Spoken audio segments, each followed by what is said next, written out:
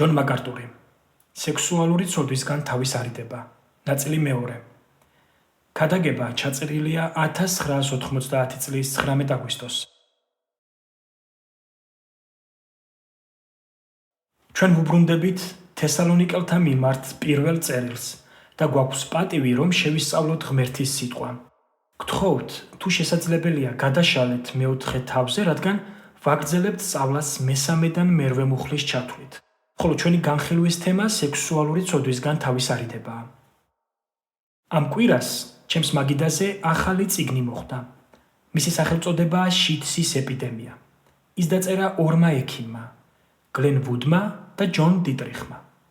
ამ წიგნში რამდენიმე სასარგებლო აბზაცია და მინდა ერთ-ერთი მათგანი წაგიკითხოთ. როდესაც ცხოვრების ძირითადი საჭიროებები დაკმაყოფილებულია, საზოგადოება თავის დროსა და ენერგიას იმაზე ხარჯავს, რასაც ყველაზე მნიშვნელოვნად მიიჩნევს. ძველებრაულ ტექსტებსა და ამერიკელი პურიტანების წერილებში თითქმის ვერ წაიკითხავთ ერთ აბზაცსაც, სადაც ყოვლის შემომქმედ ღმერთზე მინიშნება არ იყოს. დღეს კი ნათელია, თუ რამ ჩაანაცვლა ღმერთის საინფორმაციო საშუალებებში. ჩვენს კულტურაში წმიდად სექსი, ფული და საკუთარი თავის სიყვარულია მიჩნეული. ესაა ის, რაც ადამიანების დროსა და ენერგიას ითვისებს. სწორედ ესენია ახალი ეპოქის ღმერთები. ციტატის დასასრული. ცხადია, კარგად გვესმის, რომ ყოველდღიურად გვიტევს ეს მზარდი სექსუალური კერპთოყანისმცემლობა. ცოტა ხნის წინ, როცა ჟურნალ ლოს ანჯელესის დროის პირველ განყოფილებას ვათვალიერებდი, შევნიშნე, რომ ნახევრად გახდილი გოგონა, რომელიც თავის ლამაზ სხეულს რეკლამას უკეთებდა, პირველი 3 გვერდის გარდა ყოველ გვერდზე იყო გამოჩენილი. აი ესაა ამ კულტურის ღმერთი. და ეს ლამაზი სხეული პირდაპირ დაკავშირებულია სექსუალურ კერპთოყანისმცემლობასთან. სექსუალურმა რევოლუციამ აშკარად მიაღწია წარმატებას. მეამბოხეებმა მთლიანად დაამხეს ტრადიციული ქრისტიანული ღირებულებები და შექმნეს უზნეობის ღმერთის ახალი თეოლოგია. იმისათვის, რომ უკვე გაიგოთ უზნეობის ღმერთის ეს თეოლოგია, მის უმთავრეს პრინციპებს გაგაცნობთ. პირველი პრინციპი. რადგან ადამიანები თითქოს ბუნებით კარგები არიან, ყველაფერი, რასაც აკეთებენ, თითქოს კარგია. მათი სექსუალური ქცევაც თითქოს სხვების სიამოვნებისთვისაა. ესაა სექსუალური თეოლოგიის ერთ-ერთი ძირითადი პრინციპი. ცხადია, ეს ტყუილია. ჭეშმარიტება ისაა, რომ უზნეობა სიამოვნებას კი არ ანიჭებს ადამიანებს, იგი ანადგურებს მათ. მათი თეოლოგიური მტკიცების მეორე პუნქტი დაახლოებით ასე ჟღერს. რადგან უზნეობა, ანუ სექსუალური ქცევა მხოლოდ ბიოლოგიური ფუნქციაა, როგორც ჭამა, ის თითქოს აუცილებელი მოთხოვნილებაა, რომელიც ყოველგვარი შეზღუდვის გარეშე უნდა დაკმაყოფილდეს. სხვაგვარად რომ ვთქვათ, ჩვენ უბრალოდ ბიოლოგიური არსებები ვართ. ევოლუციური ჯაჭვის ბოლო საფეხური და უნდა ვიმოქმედოთ იმ ინსტინქტების შესაბამისად, რომლებიც ჩვენში მუშაობენ. მათი დოქტრინალური განცხადების მესამე პუნქტი ასეთია. ისინი ფიქრობენ, რომ შემთხვევითი სექსი მხოლოდ გართობა და სიამოვნებაა. ამიტომ შეგიძლია თავისუფლად გააკეთო ეს ნებისმიერთან და ნებისმიერ დროს, თუ ორივე მხარე თანახმაა. მეოთხე წესი. მათი ცხოვრების მიზანი მხოლოდ სექსუალური სურვილების დაკმაყოფილებაა. ისინი არ ფიქრობენ ღირებული და მნიშვნელობით სავსე ურთიერთობის შექმნაზე. მოდით ყურადღება მივაქციოთ ერთ სტატისტიკას. ამ ახალი სტატისტიკის მიხედვით, დაოჯახებული წყვილი სექსუალურ ურთიერთობას საშუალოდ კვირაში 3-ჯერ ამყარებს, რომლის საშუალო ხანგრძლივობაც 8 წუთია. ეს იმას ნიშნავს, რომ თქვენ ბევრად მეტი დრო გრჩებათ ოჯახში სხვა საქმეებისთვის, რომელთა წარმატება პირდაპირ დამოკიდებულია ურთიერთობის ხარისხზე. ახალი კერპის, ახალი ღმერთის, ანუ სექსის თეოლოგიას კიდევ ერთი პრინციპი აქვს, რომელიც დაახლოებით ასე ჟღერს. ყისიერი სიამოვნება ბევრად უფრო მნიშვნელოვნად ითვლება, ვიდრე გადადებული დაკმაყოფილება.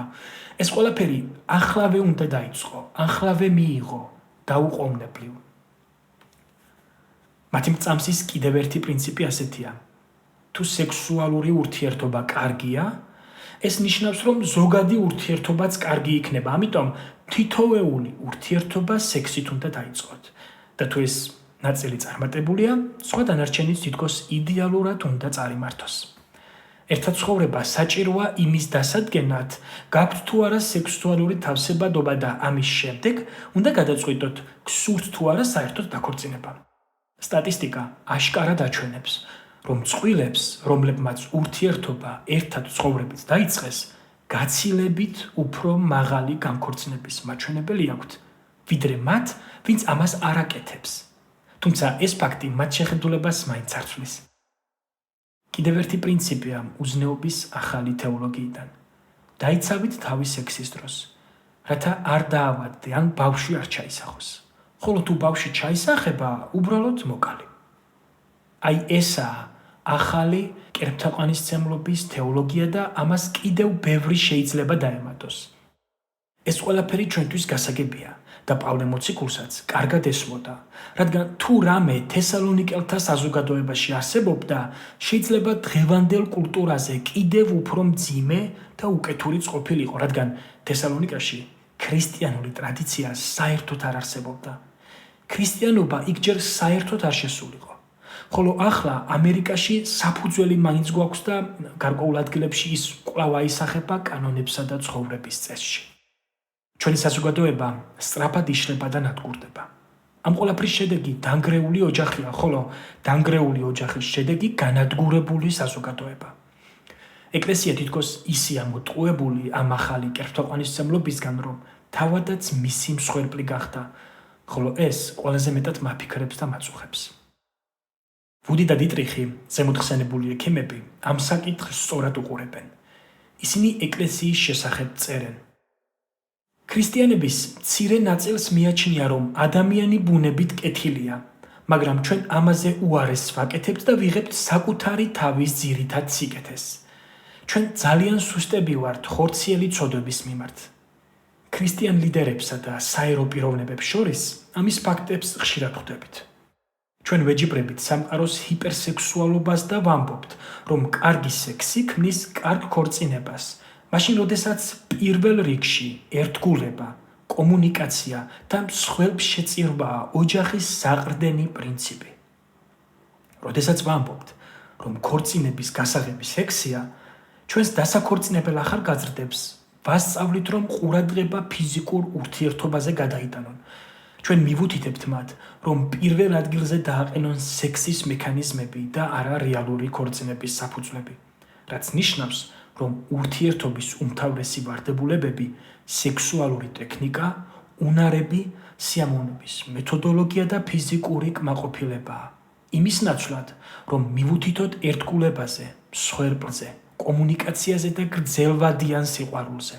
და ბოლოს, ასეთი მიდგომით, ჩვენს ახალგაზრდებს ვამზადებთ ქორწინებაში იმედგაცრუებისთვის, რადგან სექსი არაა და არც არასდროს ყოფილა ოჯახური კმაყოფილების გასაღები.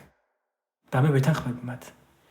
ისინი აგრძელებენ, ქორწინება არის ორი უნაყოფო, არასრულყოფილი ადამიანის გაერთიანება ყველა მათი ნაკლითა და სისუსტით. როგორ შეიძლება ველოდოთ ამისგან სრულ ნეტარებას? აგაპე სიყვარულის ნაცვლად ჩვენ ეროსი მივიღეთ. ვერც ერთი ბერძნული სიტყვა აღწერს სექსუალურ რევოლუციას უკეთ, როგორც სიტყვა ეროსი და სექსუალური თავისუფლების მომხრეებიც უსირცხვილოდ ეთანხმებიან ამ ყველაფერს. სწორედ ესაა პრობლემის საფუძველი, რადგან ეროსი არის სიყვარული, რომელიც ფლობასა და მიღებას ესწრაფვის. ანუ თავისთავად ეგოისტურ და საკუთარ თავზე ორიენტირებულ ბუნებას ატარებს. ეროსის მიერ კონტროლირებადი ადამიანი ურთიერთობაში შედის იმისთვის, თუ ის საერთოდ შედის, რომ ჩაიგდოს ხელში ის, რაც სურს. ამის ქრისტიანული ვერსია თვითრეალიზაციის ფსიქოლოგიის მიღებაა, რომელიც ქორწინებაში მსხვერპლის ნაცვლად თვით დაკმაყოფილებას მოითხოვს.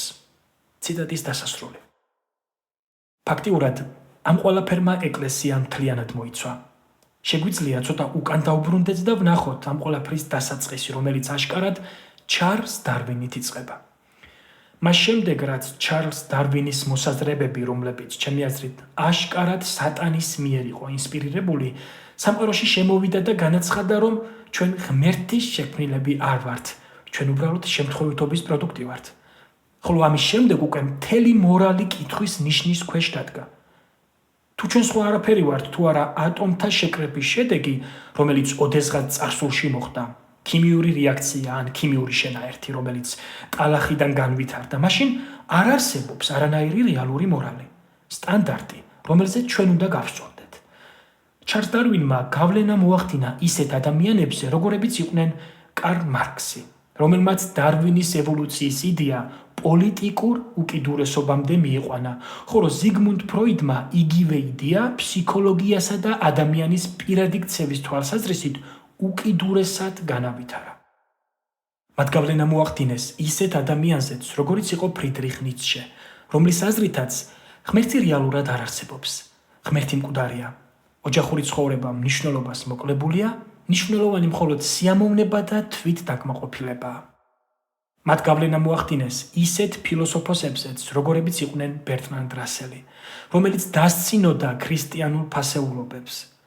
ხოლო მათი ზემოქმედების შედეგად გაჩნდა სხვა ადამიანებიც, მაგალითად მარგარეტ სენგერი, რომელმაც საფუძველი ჩაუყარა ორგანიზაციას სახელწოდებით მშობლების დაგეგმარების ცენტრი.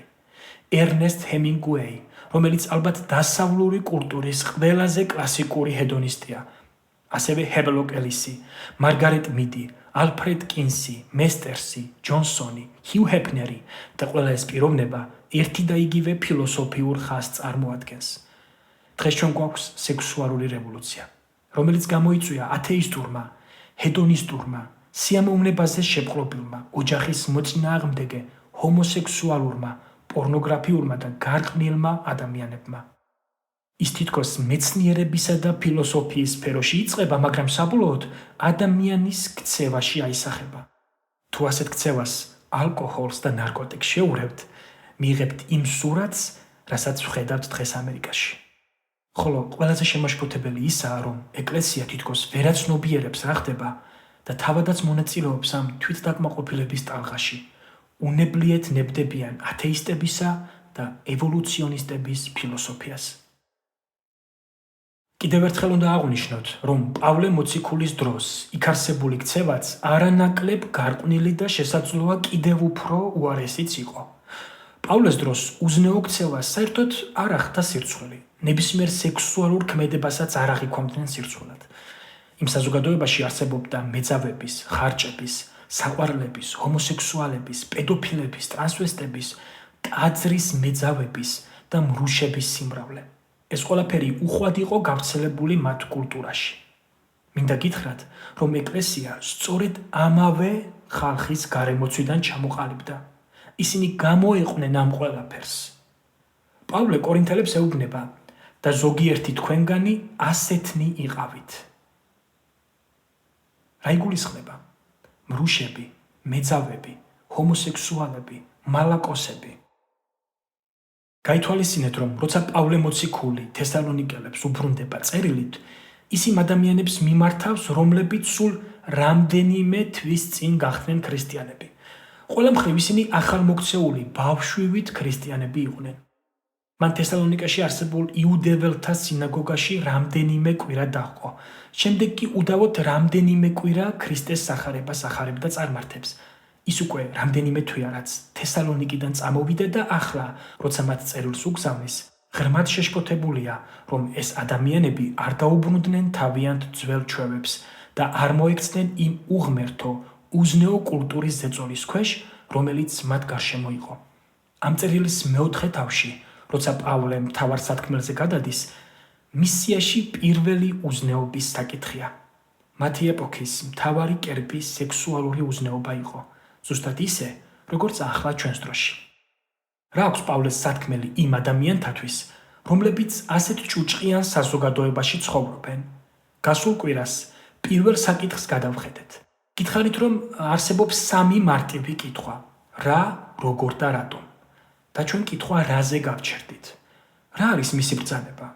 გთხოვთ დაუბრუნდეთ თესალონიკელთა მიმართ პირველი წერილის მეოთხე თავის მესამე მუხლს და მოკლედ გავიხსენოთ. რა ბრძანებას გვაძლევს?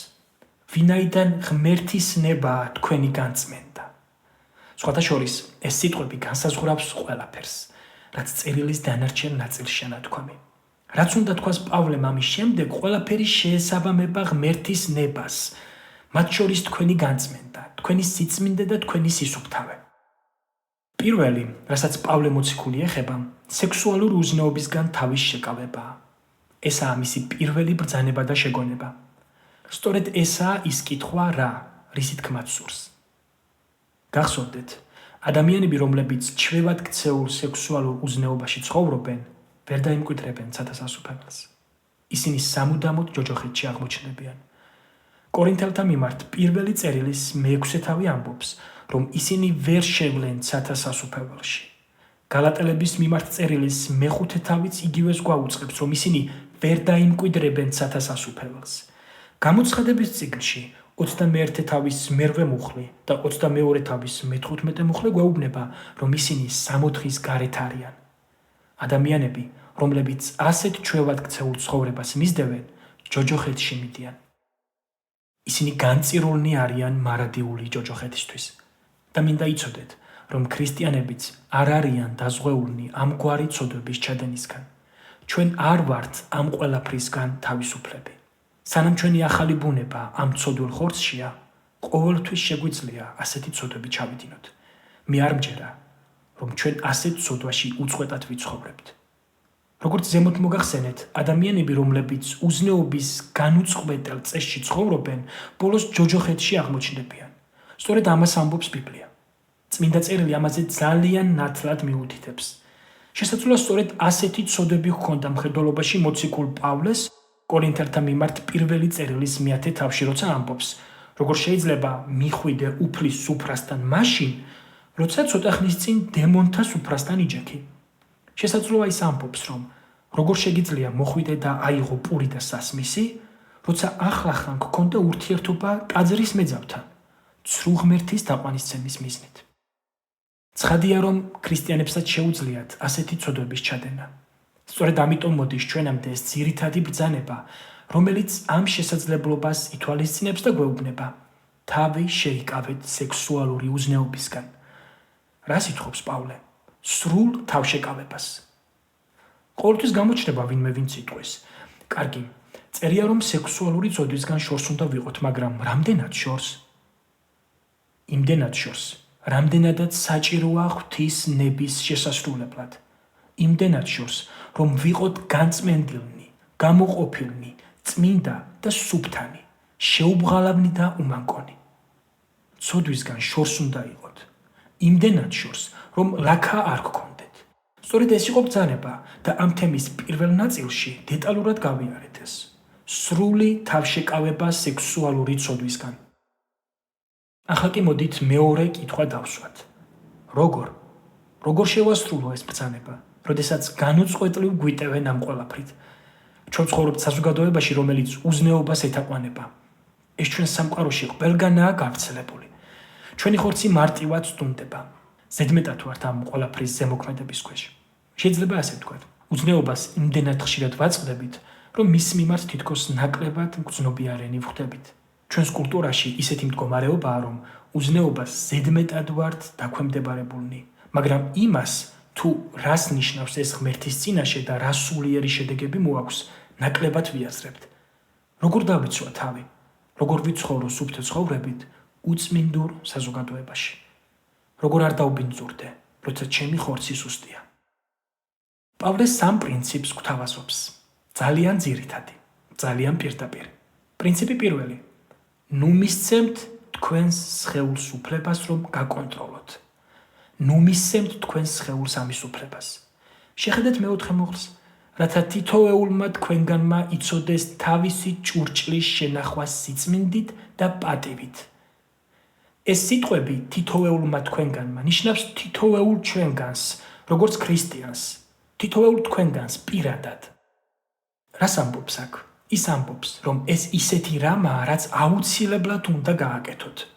კარგი იქნებოდა მეფიქრა, რომ ვინმესთან გქონოდა ასეთი პასუხისგებლობის ურთიერთობა და ის ადამიანი ჩვენს ნაცვლად გააკონტროლებდა ჩემს სხეულს, მაგრამ ეს შეუძლებელია. რათა თითოეულმა თქვენგანმა იცოდეს თავისი ჭურჭლის შენახვა სიწმინდით და პატივით. აქ ზმნა იცოდეს, ანუ ეიდენაი, ხშირად ნიშნავს იცოდეს როგორ. და სწორედ ესაა მისი მნიშვნელობა აქ. იგულისხმება ის ცოდნა, ანუ უნარი, რომელიც საჭიროა სასურველი მიზნის მისაღწევად. ამგვარად თითოეულმა ქრისტიანმა პირადად უნდა იცოდეს როგორ. ახლა კი მიაქციეთ ყურადღება ამ ზმნას, შეინახოს, ანუ დაეუფლოს. ხოლო ეს ნიშნავს კონტროლის მოპოვებას, საკუთარი თავის დაქვემდებარებას. თითოეულმა თქვენგანმა პირადად უნდა იცოდეს, როგორ მოიპოვოს კონტროლი, რაზე? საკუთარ სრულიად პირად ჭურჭელზე. აქ გამოყენებულია სიტყვა სკეუს და ნიშნავს ჭურჭელს, იარაღს, საგანს, დანიშნულების მქონე ხელსაწყოს. ზოგი ამბობს, რომ სიტყვა ჭურჭელი ნიშნავს ცოლს.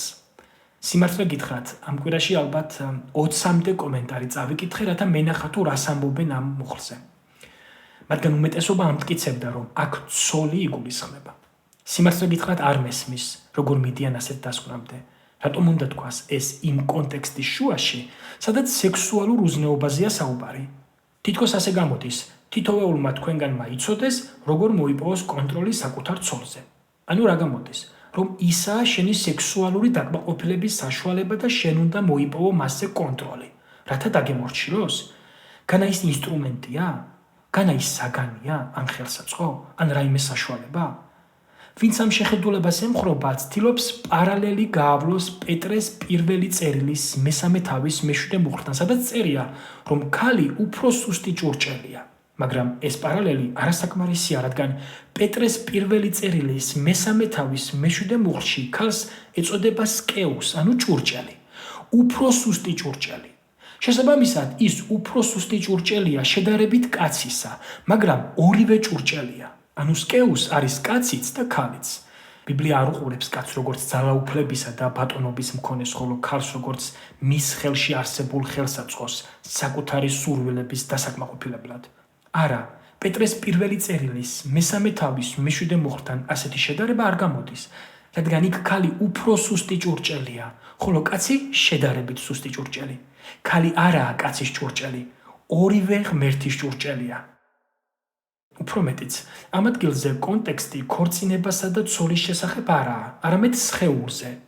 ჩემი აზრით, სკეუსის ისეთი გაგება, რომელიც ქალს კაცისათვის ერთგვარ ხელსაწყოდ წარმოაჩენს, დამამცირებელია ქალბატონებისთვის. ამას გარდა ეს მეხუთე მუხლს სრულიად აზრს უკარგავს, სადაც ნათქვამია, მე მეოთხე მუხლიდან წავიკითხავ. რათა თითოეულმა თქვენგანმა იცოდეს თავისი ჭურჭლის შენახვა სიწმინდით და პატივით და არა გარყვნილების ავხორცობით, წარმართების მსგავსად, რომლებიც ღმერთს არ იცნობენ. თუ ის აქ ცოლზე ლაპარაკობს, მაშინ ცოლისთვის ვნება თავისთავად დასაშვებია და რატომ უნდა თქვას ეს საერთოდ? ამას აზრის საერთოდ არ ექნებოდა. ტერმინი სკეუს მეტაფორულად გამოიყენება ჭურჭლისთვის, ხელსაწყოებისთვის და ზოგჯერ ადამიანებისთვისაც. როგორც საქმეების წიგნის მეცხრე თავის მე-15 მუხლში, ტიმოთეს მიმართ მეორე წერილის მეორე თავის 21-ში და კორინთელების მიმართ მეორე წერილის მეოთხე თავის მე-7 მუხლში. იუდეურ ლიტერატურაში და არაბულ წყაროებში ეს სიტყვა ზოგჯერ სხეულის მიმართაც გამოიყენება და სწორედ ეს მნიშვნელობა აქვს აქაც. აქ საუბარი არაა იმაზე, რომ ცოლი აკონტროლო. პრობლემა შენი ცოლი არაა. საუბარი იმაზეა, რომ შენ აკონტროლო საკუთარი თავი. შენი სხეულია პრობლემა. სწორედ შენი დაუხსნელი ადამიანური ხორცია ის ადგილი, საიდანაც ცოდვა იკიდებს ფეხს. ამიტომაც ამბობს პავლე რომაელთა მიმართ მერვე თავში. მოველით რა შვილებას და ჩვენი სხეულების გამოსყიდვას. სწორედ ჩვენი სხეული გვაგდებს უბედურებაში. ამიტომაც ამბობს წმინდა წერილი, რომ უნდა განახლდეს თქვენი გონება. გარდაიქმნეთ თქვენი გონების განახლებით. პავლე ამას არაერთ ეპისტოლეში არაერთხელ იმეორებს. ნუ მისცემთ თქვენ სხეულს უფლებას, რომ გმართავდეთ. ჩვენ ცხოვრობთ საზოგადოებაში, სადაც სხეული მართავს ადამიანს. ამ ფილოსოფიის საბოლოო დასკვნა ასეთია: თუ თავს კარგად გაგრძნობინებს, უბრალოდ გააკეთე ეს. ამ ყველაფერს გონებით აღარ უყურებ. გვერდზე სწევ მას და აკეთებ იმას, რასაც სხეული გკარნახობს. მაგალითად, იმ დიდ თეოლოგიურ განცხადებას სიმღერაში შენ ჩემს ცხოვრებას ანათებ, სადაც ნათქვამია, ეს არ შეიძლება იყოს არასწორი, რადგან თავს ასე სწორად მაგრძნობინებს. ანუ ჭეშმარიტება გრძნობით განისაზღვრება. ჩვენი საზოგადოება თითქოს აზროვნების მხრივ ერთგვარ თვითმკვლელობამდე მივიდა და სხეულს დაექვემდებარა, რათა იკარნახა ცხოვრების წესები. ჩვენი საზოგადოება მთლიანად იმართება სხეულის სურვილებით, რასაც გრძნობ, იმას აკეთებ. შენ უბრალოდ ცხოველი ხარ. ევოლუციური ჯაჭვის ბოლო საფეხური ხარ. ეს უბრალოდ იმპულსია. დააკმაყოფილა იგი. მაგრამ წმინდა წერილი ამბობს, ნუ მისცემ შენს სხეულს უფლებას რომ გმართავდეს. ახლა შეხედეთ კორინთელთა მიმართ პირველ წერილს. გთხოვთ უბრალოდ დაიმახსოვრეთ კორინთელთა მიმართ პირველი წერილის მე-6 თავის მე-12 მუხლი. სჯობს გადაშალოთ, რადგან რამდენიმე აზრის თქმა მინდა. პავლე ამბობს, ყოველივე ნებადართულია ჩემთვის, მაგრამ ყველაფერი სასარგებლო როდია.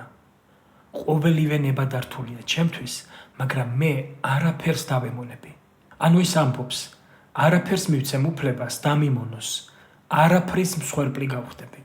და შემდეგ მე-13 მუხლში ის უფრო კონკრეტულად განმარტავს, რაზეა საუბარი. საჭმელი მუცლისათვის და მუცელი საჭმლისთვის.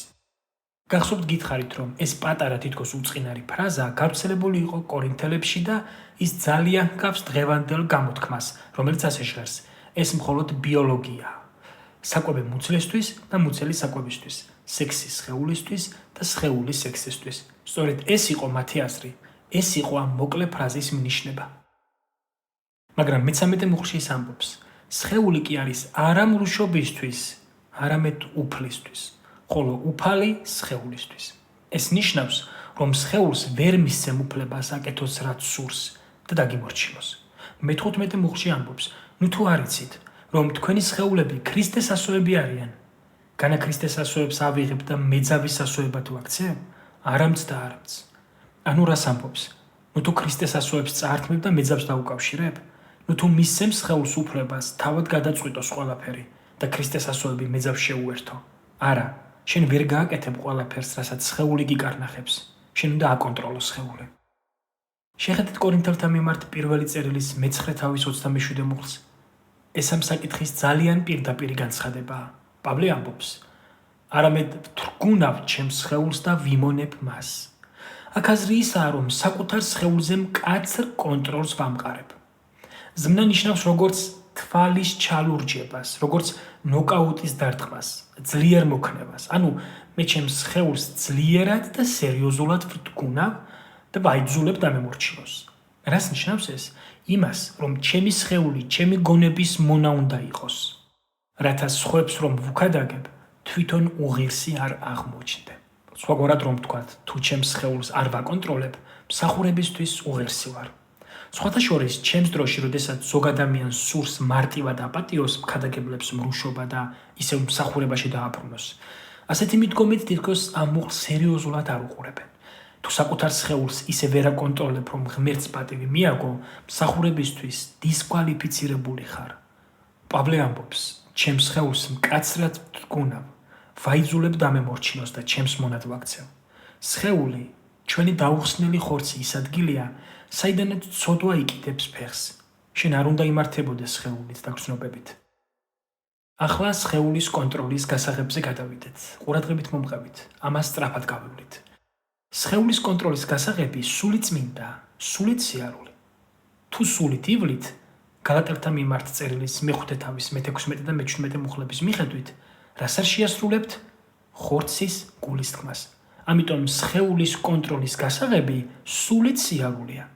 ხოლო სულით სიარულის გასაღები სულით წმინდით აღსებაა. ეფესელთა მიმართ წერილის მე-5 თავის მე-17, მე-18 მუხლები. აღივსენით სულით. არა თავაშვებითა და გარხსნილებით, არამედ სულით აღსებით. ამგვარად, სხეულის კონტროლის გასაღები სულით სიარულია. სულით სიარულის გასაღები კი სულით წმინდით აღსება. ხოლო სულით წმინდით აღსების გასაღები კოლასელთა მიმართ წერილის მე-3 თავის მე-16 მუხლის მიხედვით ისაა, რომ ქრისტეს სიტყვა უხვად დამკვიდრდეს თქვენში. როცა ეს სიტყვა თქვენს ცხოვრებას აავსებს, მაშინ სულით წმინდა გმართავთ და თქვენ ამ ხელმძღვანელობით დადიხართ. ქრისტეს სიტყვის თქვენში უხვად დამკვიდრების გასაღები მისი გულში დამარხვაა, რათა რა არქნათ არ შესწოდოთ. ეს არა უბრალოდ ყოველდღიური ტექსტის ზედაპირული კითხვა, არამედ ღვთის სიტყვის სერიოზული მიღება, გააზრება და ცხოვრებაში გამოყენება. სწორედ ეს აძლევს სიტყვას თქვენში უხვად დამკვიდრების საშუალებას და მაშინ კონტროლი გადადის ღვთის სულზე, რათა მანა გავსოთ და თქვენც მასში იაროთ. ეს არის ერთადერთი გზა, რომ არ შეასრულოთ თქვენი სხეულის გულისთქმა. არასოდეს მისცე შენს სხეულს უფლება რომ გმართოს, არასოდეს ეთამაშო სექსუალურ ემოციებს. ხედავ, როგორც კი სექსუალური ემოციების იმპულსებს იგრძნობ, შენ უკვე იწყებ კონტროლის გადაცემას სხეულისთვის. გონებამ დათმო კონტროლი. ღმერთმა ეს ყველაფერი ისე შექმნა, რომ საბოლოოდ სქესობრივ კავშირში კულმინაციამდე მივიდეს და ამ პროცესის განმავლობაში შენ კონტროლს კარგავ. შენ შეიძლება იკითხო, კარგი, სხეულს არ უნდა მივცე უფლება რომ მართოს, მაგრამ რას ნიშნავს ეს? ეს ნიშნავს, რომ საქმე მხოლოდ იმას არ ეხება ვიღაცასთან საწოლში არ გადახდე. ბევრად ადრე უნდა იზრუნო ამაზე და ძალიან ფრთხილად იყო. რას ხედავს შენი სხეული? რას ისმენს? რას ეხება? რას გრძნობს? ჯერ კიდევ გაცილებით ადრე უნდა დაიწყო ამაზე ფიქრი, ვიდრე საბოლოო ქმედებამდე მიხვალ, სადაც კონტროლი უკვე დაკარგულია. ახლა მიექციეთ ყურადღება მუხლის დასასრულს. აი რა ხარისხით უნდა განხორციელდეს ეს კონტროლი. რათა თითოეულმა თქვენგანმა იცოდეს თავისი ჭურჭლის შენახვა სიწმინდით და პატივით. სიწმინდით ნიშნავს გამიჩვნას, ღმერთისთვის გამიჩვნას ცოდვისგან, სიწმინდისთვის გამიჩვნას, სისუფთავისთვის გამიჩვნას. ხოლო პატივი ნიშნავს პატივისცემას, ანუ სხეულის ღირსეულად მოპყრობას. სხვა სიტყვებით რომ ვთქვათ, შენი სხეული იმდენად წმინდა უნდა იყოს, რომ ღირსი იყოს პატივისცემისა ღმერთის მიმართ, რომელსაც ეკუთვნის იგი, ღმერთის მიმართ, რომელიც მასში მკვიდრობს, ღმერთის მიმართ, რომელსაც იგი წარმოაჩენს და ეკლესიის მიმართაც, რომლის ნაწილიცაა. შენი ცხოვრება ამ კითხვით არ უნდა წარმართო, რამდენად შორშემიძლია წავიდე ისე, რომ არ გადავკვეთო ზღვარი. პირიქით, უნდა კითხულობდე, რამდენად შორს შემიძლია დავრჩე ცოდვისგან, რომ მთლიანად გამიჯნული ვიყო და პატივი მივაგო ჩემს სხეულს, რომელიც ღმერთს ეკუთვნის და რომელიც ქრისტეს დიდებისთვის უნდა გამოიყენებოდეს. არა, კითხვა არ უნდა იყოს, როგორ მოვიქცე ისე, რომ პასუხისგებლობას ავცდე, ან რამდენად შორშემიძლია წავიდე. სწორი კითხვაა, როგორ ვიცხოვრო ისე სუფთად, ისე წმინდად, ისე კეთილშობილურად ქრისტიანულ ცხოვრებაში, რომ პატივი მივაგო ჩემს სხეულს და ამით პატივი მივაგო ჩემს უფალს და მის გამოსყიდულ ეკლესიას. ნუ მისცემ შენს სხეულს უფლებას, რომ გმართავდეს. ჩვენ ცხოვრობთ კულტურაში, სადაც თამაშის წესია გონება გვერდზე გადაიდოს და სხეული გათავისუფლდეს, ხოლო ქრისტიანობა ამის საპირისპიროა, აბსოლუტურად საპირისპირო. როდესაც ქადაგებლებთან საუბრობდი, რომლებიც სოდვაში ჩავარდნენ, მე არაერთხელ მithქვამს მათთვის. განაარდგება ოდესმე ის მომენტი, როცა იტყვი, მოიცადე, ეს ხომ ჩემი ქორწინებაა, ეს ჩემი მსახურებაა, ეს ჩემი ცხოვრებაა, ეს ყველაფერია და უბრალოდ უნდა გაჩერდე. და პასუხი, რასაც ვიღებ, ასეთია. ამაზე იმ დროს საერთოდ არ მიფიქრია. რატომ? იმიტომ, რომ ბევრად ადრე გონება უკვე გამოთიშული ამ პროცესიდან და ერთადერთი რაც რჩება, არის სხეულის ვნება. ნუ მისცემ შენს სხეულს უფლებას, რომ გმართავდეს. ეს ნიშნავს სულით სიარულს, რაც ნიშნავს სულით წმინდით აღსებას, რაც ნიშნავს, რომ სიტყვა უხვად დამკვიდრდეს შენში, ანუ სიტყვა შენში ჩადო. იმ სამი პრინციპიდან, რომელსაც პავლე მოციქული გვთავაზობს, მეორე პრინციპი ასეთია. ნუ მოიქცევით უღმერთო წარმართებებით. მეხუთე მუხლში ამბობს და არა გარყვნილების ავხორცობით, წარმართების მსგავსად, რომლებიც ღმერთს არ იცნობენ. ის უკონტროლო, ძაფრი სურვილი და ვნება სექსუალური დაკმაყოფილებისთვის, რაც დაუხსნელი ადამიანისთვისაა დამახასიათებელი, ქრისტიანებისთვის დამახასიათებელი არ უნდა იყოს, უბრალოდ და მარტივად. სხვათა შორის, გარყვნილების ავხორცობით, ანუ ვნების გულისთქმა, საკმაოდ ძლიერი გამოთქმაა. ამ ორიდან რომელიმე ერთით საკმარისი იქნებოდა, მაგრამ ორივე ერთად მას ძალიან ძლიერს ხდის. სიტყვა ვნება ნიშნავს აღზნებულ ემოციას, უკონტროლო სურვილს, ძლიერ განცდებს, დამთრგუნველ და დაუძნეველ ტოლვას. აქ ეს სიტყვა უარყოფითი მნიშვნელობითაა გამოყენებული როგორც რომაელთა მიმართ წერილის პირველი თავის 26-ესა და კოლოსელთა მიმართ წერილის მესამე თავის მეხუთე მუხლში. თუმცა არსებობს სწორი, კანონიერი ვნება, მაგალითად ღმერთისადმი ვნება. შემდეგ კი ისამატებს სიტყვას ეპითუმია, რომელიც ნიშნავს სურვილს, ავხორცლ ტოლვას, სწრაფვას, წადილს. ეს ერთგვარი უკონტროლო ტოლვაა. მართალია, იშვიათ შემთხვევებში შეიძლება ნიშნავდეს სწორი რამისკენ სწრაფვასაც, მაგრამ უმეტესად ცუდ მნიშვნელობას ატარებს და აქაც უეჭველად უარყოფითია. აი ასეა დახასიათებული დაუხსნელი ადამიანი, ხომ ასეა? ის არ იცნობს ღმერთს. ამიტომაც მას მართავს ავხორცული უკონტროლო ტოლვები, დაუძლეველი იმპულსები და სხეულის დამთრგუნველი სურვილები. ქრისტიანები ასე ვერ ცხოვრობენ. ასე ცხოვრობენ უღმერთო ადამიანები. სინამდვილეში გალატელთა მიმართ წერილის მეხუთე თავის 24 მუხლში პავლე ამბობს, რომ ვინც ქრისტე იესოს ეკუთვნის, ჯვარსაცვა ხორცი თავისი ნებებითა და სურვილებით. ჩვენ ეს მოვაკვდინეთ, როცა ქრისტესთან ერთად მოვკვდით, რათა აღდგეთ და ახალი ცხოვრების გზით ვიაროთ. რა გინდა გააკეთო? ის მკვდარი რამ ისევ აიღო და თანატარო? კოლასერთა მიმართ წერილის მესამე თავში პავლე არსებითად იგივე აზრს ამბობს. მაშინ მოვაკვდინეთ თქვენი მიწიერი ასოები, სიძვა, უწმინდურება, ვნება, ბოროტი გულისთქმა და ანგარება, რაც კერთსახურებაა. ეს წარსულია, ეს უკვე მკვდარი საკითხია. ნუ მოიქცევით და აკვირდით, როგორც წარმართები იქცევიან, როგორც უღმერთო ადამიანები, დაუხსნელნი, რომლებიც არ იცნობენ ღმერთს, არა ქრისტიანები. სხვათა შორის, თესალონიკელთა მიმართ მეორე წერილის პირველი თავის მერვე მუხლში მათ შესახებ კიდევ ერთი დახასიათებაა. სასჯელს მიიღებენ ისინი, ვინც ღმერთს არ იცნობენ და არ ემორჩილება ჩვენი უფლის, იესოს სახარებას. აქ საუბარია უღმერთოებზე, მათზე, ვინც ქრისტე უარყო. უცოდინრობით, ურწმუნო წარმართები უზნეობის სიღრმეებში ეპრობიან. ვინც ღმერთს იცნობს, ასეთ სამორცხნო დონემდე არ უნდა დაეცეს. ეს სწორედ მათგანაა მოსალოდნელი, ვინც ღმერთს არ იცნობს. ახლა ერთი წუთით რომელთა მიმართ წერილის პირველ თავში დავბრუნდეთ. რამდენიმე მუხლს გაჩვენებთ. შეიძლება 3-4-ს. დაცემის დროს, როცა ადამიანები დაეცნენ და ღმერთს ჩამოშორდნენ, 24 მუხლი ამბობს. ამიტომ გადასცა ისინი ღმერთმა მათივე გულისთქმების უწმინდურებას, რათა თვითონვე შეებილწათ თავიანთი სხეულები ერთმანეთში. ეს ხასიათობრივია მათთვის, ვინც ღმერთს არ იცნობს. ისინი სხეულებრივი იმპულსებით და განცდებით ხელმძღვანელობენ. ესაა მათი ცხოვრების ნიშანი. ღმერთმა ისინი სწორედ ამ მდგომარეობას გადასცა. 26 მუხლი. ამიტომ გადასცა ისინი ღმერთმა სამარცხვინო ვნებებს, რადგან მათმა ქალებმაც კი შეცვალეს ბუნებრივი ურთიერთობის წესი ბუნების საწინააღმდეგოთი. 27 მუხლი. ასევე მამაკაცებმაც მიატოვეს ქალის ბუნებრივი ურთიერთობის წესი და ავხორცობით გახურდნენ ერთი მეორის მიმართ. მამაკაცი მამაკაცთან სჩადიოდა სამარცხვინოს და მიიღეს საკადრისი საზღაური თავიანთი ცდუნებისათვის.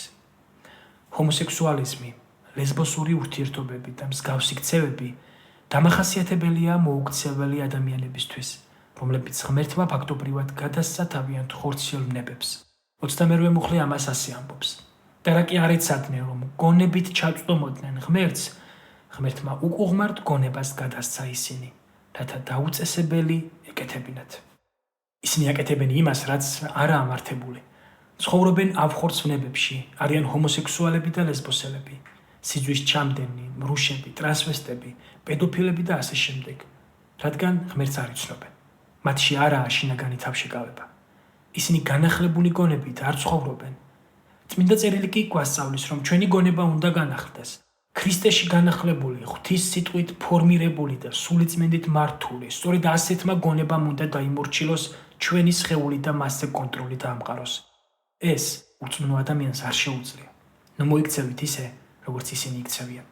ამიტომ ნუ გაებმები მათ მახეში. ნუ დანებდები მათ ფილოსოფიის სიბრიყვეს. ისინი სხეულის ვნების მონები არიან. ცოტა ადრე ვთქვით კიდეც, თუ რამდენად აბსურდულია, რომ ეკლესიამ ეს ყველაფერი აიტაცოს. მე ისეთ დროს გავიზარდე, რომ არავის ჰქონია სექსუალური სემინარია. მგონი არც ისეთი ქრისტიანული წიგნი არსებობდა, რომელიც ქორწინებაში სქესობრივ ურთიერთობებს ეხებოდა. ადამიანები თითქოს თვითონაც ახერხებდნენ ყველაფრის დალაგებას. ბავშვები იბადებოდნენ. ადამიანები კმაყოფილნი იყვნენ და ქორწინებებიც მტკიცედ ინახებოდა. ახლა კი ჩვენ ვემორჩილებით მსოფლიოს ფილოსოფიას. ქრისტიანული წიგნების მაღაზიებიც კი სავსეა უსარგებლო წიგნებით, რომლებიც გვაჯერებს თითქოს ქორწინებაშიც კი კარგი ურთიერთობის გასაღები ვნებაა. მსოფლიოს ამ შეთავაზებას ნუ იყიდით. ისინი მხოლოდ ვნებით მოქმედებენ, მხოლოდ გრძნობით. როგორც კი საზოგადოება განქორწინებას ამართლებს, ქორწინება ინგრევა, რადგან როგორც კი გრძნობა განელდება, მაშინვე სხვა ადამიანთან ახალი გრძნობის ძებნას იწყებ.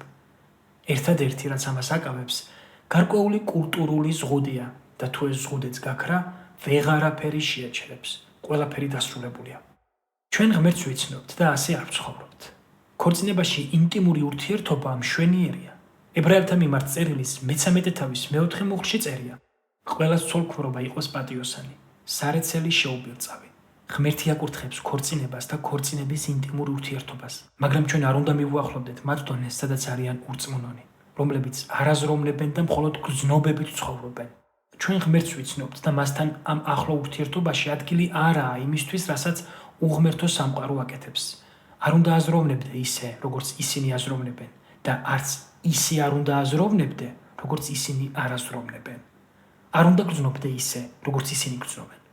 მინდა გითხრათ, რომ თუ მუდმივად კითხულობ და უყურებ მათ სიბინძურეს, ბეჭდით მასალასა და მედიაში, შენშიც იმავე ვნებებს გააღვივებ, რაც მათშია.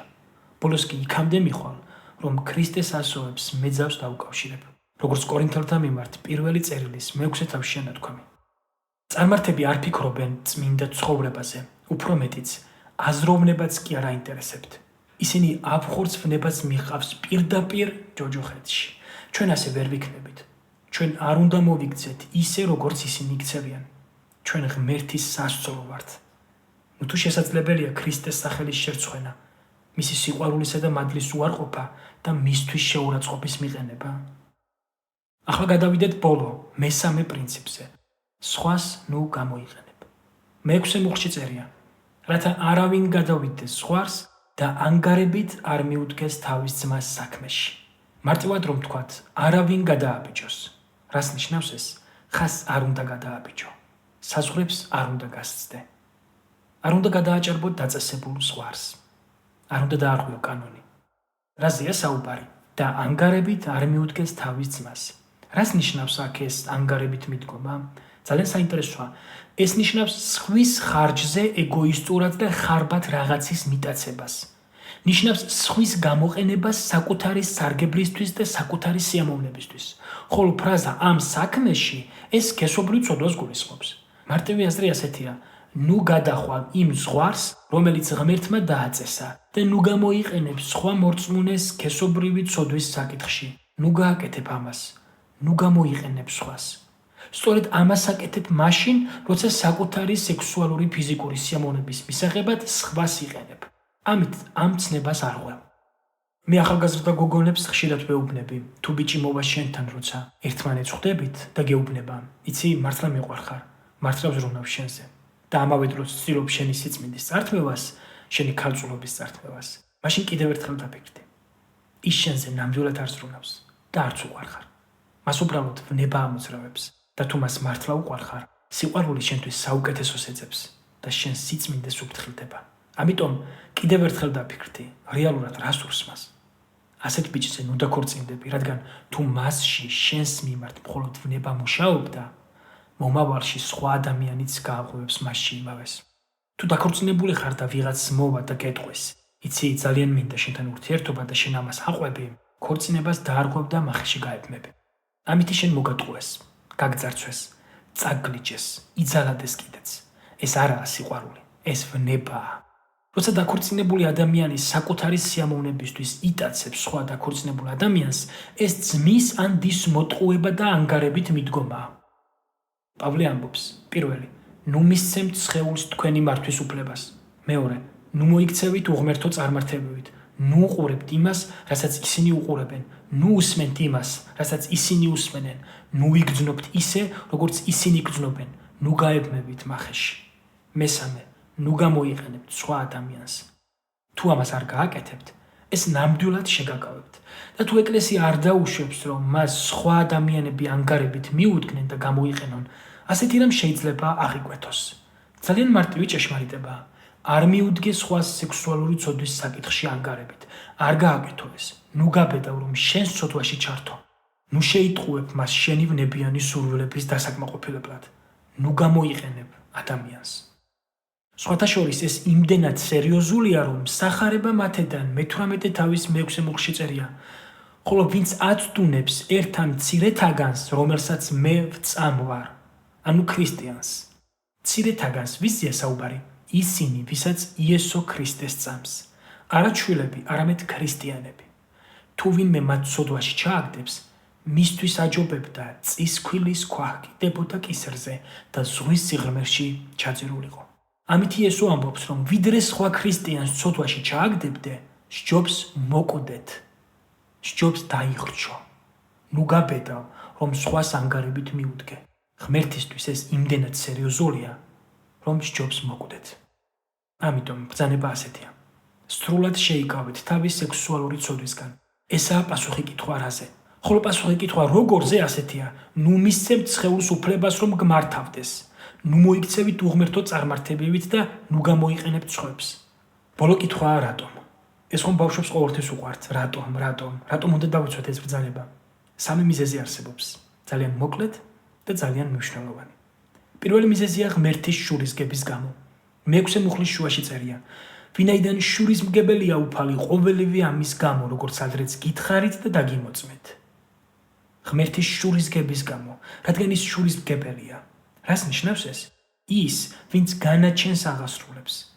ეს ძლიერ გვახსენებს მეორე რჯულის 32 თავის 35 მუხლს.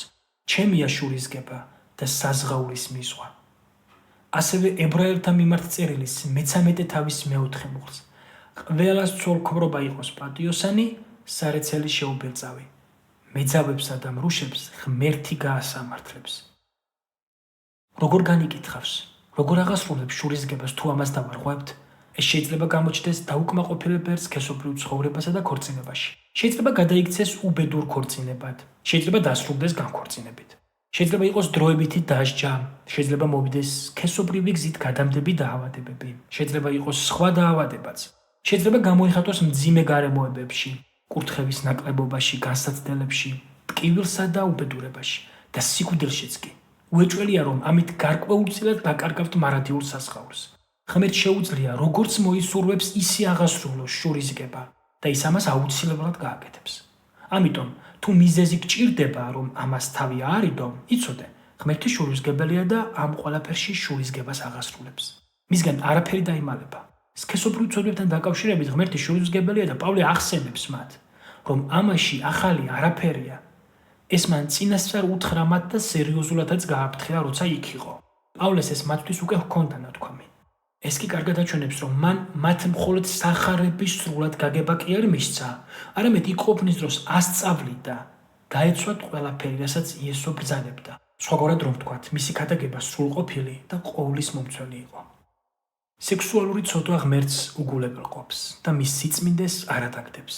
ის თელავს მის ნებას, ეწინააღმდეგება მის ბრძანებებს, უარყოფს მის სიყვარულს და შეურაცხყოფს მის მადლსა და მოწყალებას. ის მათ ბოროტად იყენებს. ესაა ურჩობა, ეგოიზმი და უმადურობა. და ღმერთი ამისთვის შურისგებას აღასრულებს. ის შურისგებას აუცილებლად აღასრულებს. მეორე მიზეზი, ღმერთის განზრახვა. არა მხოლოდ მისი შურისგების გამო, არამედ მისი განზრახვის გამოც. მეშვიდე მუხლში წერია, რადგან ღმერთმა უწმინდურობისკენ კი არა, სიწმინდისკენ მოგვიწოდა.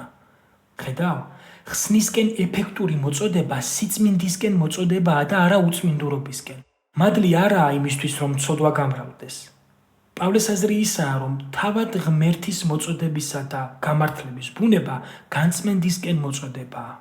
მან თავისთან მოგვიწოდა, რათა განვწმინდოს, სიწმინდესა და ცოდვისგან თავისუფალ ცხოვრებაში გვატაროს. თქვენ გყავთ წმინდა, სუფთა და უცოდველი ღმერთი, რომელსაც ხსნა მოაქვს თავისი წმინდა, სუფთა და უცოდველი ძის მეშვეობით. შემდეგ ამ ხსნას ჩვენში ამოქმედებს თავისი წმინდა, სუფთა და უცოდველი სულით, რათა წარმოქმნას ხალხი, რომელიც წმინდა, სუფთა და უცოდველია. ამიტომაც მოციქულის გულის წადილია ეკლესია ღმერთის წინაშე წარადგინოს უბიძო და უმციკლო, წმინდა. ამ ყველაფერში უწმინდურებას ადგილი არ აქვს. ღმერთის განზრახვა წმინდა ხალხის შექმნა იყო, ხალხისა, რომელიც იცხოვრებს ისე, როგორც შეეფერება ღმერთს, რომელმაც ეკლესიას თავის სასუფეველსა და დიდებაში მოუწოდა, როგორც ჩვენი განხილვის წერილის მეორე თავის 12 მუხლში ამბობს.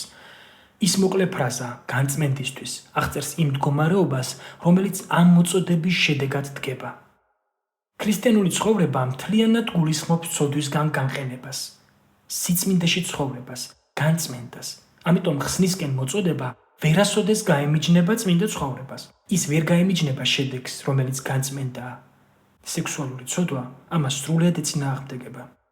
რატომ უნდა დავიმორჩილოთ? ღმერთის შურისგების და ღმერთის მოწოდებისა თუ განზრახვის გამო. მესამე მიზეზი კი ღმერთის სულის გამოა. მერვე მუხლში წერია: ამიტომ ეს სიტყვა დასვენასაც. ამიტომ უგულებელყოფელი ამისა, ანუ ვინც ამას უარყოფს, გვერდს ესწევს, უგულებელყოფს და სისხლის ტიკიდება, არ უგულებელყოფს ადამიანს. ეს არაა პავლე, ვისაც უარყოფ, ეს არაა ეკლესიის რომელიმე ჯგუფი, ეს არაა უხუცესების უარყოფა, ეს არც ჯონ მაკარტურია. არამედ ღმერთს უარყოფ, იმ ღმერთს, რომელიც თავის სულიწმინდას გაძლევს. შენ ღმერთს უარყოფ ამის უარყოფით. ეს ღმერთის სტანდარტია. ღმერთმა, რომელმაც თავისი სულიწმინდა მოგცა იმისთვის, რომ სიწმინდეში გატაროს და სიწმინდის ძალა მოგცეს. სხვადასხვის იქ გამოყენებული ზმნა ღმერთი, რომელიც სულიწმინდას გაძლევთ, ძალიან მნიშვნელოვანია. ბერძნულში ეს აზრი ღმერთს ისე წარმოადგენს, როგორც იმას, ვინც განუწყვეტლად აძლევს თავის ხალხს სულიწმინდის ამ მარადიულ ძლევს. და ბერძნულ ტექსტში სული აქ ასეა მოხსენიებული, მისი სული, რომელიც წმინდაა. როგორ შეიძლება სექსუალურ ცოდვაში შეხვიდე ისე, რომ ვერ ხვდებოდე, შენ უარყოფ ღმერთს, რომელმაც თავისი საკუთარი სული მოგცა, წმინდა სული. მან მორწმუნეებს მხოლოდ ხსნისთვის კი არ მოუწოდა, არამედ განწმენდისთვისაც და განუწყვეტლად აძლევს მათ თავის სულს, რათა მათში სიწმინდე წარმოქმნას. ცოდვა ნიშნავს სულის დამწუხრებას და სულის ჩაქრობას. სწორედ ამიტომ ამბობს პავლე კორინთელთა მიმართ პირველი წერილის მე-6 თავში, როდესაც კორინთოში სქესობრივ უზნეობაზე საუბრობს. ანდანუ თუ არ იცით, რომ თქვენი სხეულები ტაძარია თქვენში მყოფი სულიწმინდისა, რომელიც ღვთისგან გაქვთ და რომ თქვენს თავს არ ეკუთვნით, ვინაიდან ფასით ხართ ნაყიდნი. ამიტომ ადიდეთ ღმერთი თქვენს სხეულებსა და თქვენს სულებში, რომლებიც ღმერთს ეკუთვნის. სექსუალურ ცოდვაში ცხოვრება ფაქტობრივად ნიშნავს ღმერთის უარყოფას. იმ ღმერთის, რომელმაც თავისი სული მოგცა, ქრისტეს უარყოფას, რომელმაც გამართლებიდან განწმენდისკენ მიგვიყვანა და ღმერთის უარყოფას, რომელიც შურისმგებელია. სექსუალური ცოდვა არღვევს მამას, ძეს და სულიწმინდას და თითოეულის საქმეს. ამიტომ ღმერთი დაგვეხმაროს, რომ ღმერთის მიერ მოცემული საშუალებებით ერთგულად დავიცვათ ეს ბრძანება და გვახსოვდეს, თუ დავეცემით, ის პასუხს მოგთხოვს. მოდით ახლა ვილოცოთ. მამაო, კიდევ ერთხელ გიხდით მადლობა შენი სიტყვისთვის და სექსუალური სიწმინდისკენ მოწოდებისთვის. უფალო, დაგვეხმარე, გავიაზროთ ის, რაც ცხადი უნდა იყოს ყველასთვის. თუ დავემორჩილებით, შენ გვაკურთხებ. აკურთხებ ჩვენს ქორწინებას და ჩვენს ფიზიკურ ურთიერთობებსაც აკურთხებ იმ მთელი სიკეთით, რაც შენ განგიზრახავს. მამაო, გევედრებით, თუ აქ არიან ახალგაზრდები, რომლებიც სცოდავენ, რომლებიც ერთმანეთთან დადიან, ურთიერთობენ, ხვდებიან ერთმანეთს და სიძვას ჩადიან, უფალო გთხოვ. და ამ დილით გააცნობიერონ ამ ცოდვის სერიოზულობა. მიიღონ ამ წერილის მკაცრი გაფრთხილება, გაიგონ, რას აკეთებენ და მოშორდნენ ამას. თუ არიან დანიშნული წყვილები, რომლებიც ელიან და ქორწინებას და ფიქრობენ, რომ შეიძლება სექსუალური ურთიერთობით დაკავდნენ, რადგან უკვე აქვთ ვალდებულება ერთმანეთთან, უფალო, დაიცოდნენ, რომ ეს სიმართლე არაა და დაუყოვნებლივ შეწყვიტონ ეს ცოდვა. ხოლო თუ არიან დაქორწინებულები, რომლებიც მრუშობენ, უფალო ღმერთო, და ახლავე მოინანიონ. ჩვენ ვიცით, რომ შენ სრული უფლება გაქვს დასაჯო და მოავლინო დამსჯელი დარიგება. აღასრულო შენი შურისკება, რადგან მათ ფაქტობრივად უარყვეს შენ. უარყვეს ხსნის მადლი, რომელსაც სიწმინდისკენ მიჰყავს ადამიანი. მათ ჩააქრეს და დაამწუხრეს ღვთის სული, რომელიც მათშია. შენ სრული უფლება გაქვს დასაჯო და უფალო, გევედრებით, ასეთ შემთხვევაშიც გამოიჩინე მოწყალება და როცა ამ დარიგებით სიწმინდისკენ მიუძღვები, მადლი მიანიჭე. ხოლო ისინი, ვინც აქ არიან და წარსულში ჩადენილი აქვთ ეს ცოდვები, უფალო, და ისარგებლონ იმ მიტევებით, რომელიც ქრისტეში ეკუთვნით. სრულად იცოდნენ, რომ რაც მიტევებულია, აღმოსავლეთივით დაშორებულია დასავლეთისგან. ზღვის სიღრმეშია დაფარული და აღარ იხსენება. და გაიხარონ ასეთი უხვი მადლით. ო ღმერთო, მოგმადლე წმინდა ურთიერთობები, რათა შევიცნოთ კურთხევის სისავსე და ვიყოთ ისეთი ადამიანები, როგორებიც შენ გსურს. რომ სიტყვისა და სულის ძალით ვმართავდეთ ჩვენს სხეულს. არ მოვიქცეოდეთ ისე, როგორც უღმერთო წარმართები იქცევიან, არ გამოვიყენებდეთ სხვებს საკუთარი ეგოისტური სიამოვნებისთვის და არ ჩავიყენებდეთ თავს ისეთ მდგომარეობაში, რომ შურისმგებელი ღმერთისგან მივიღოთ სამაგიერო.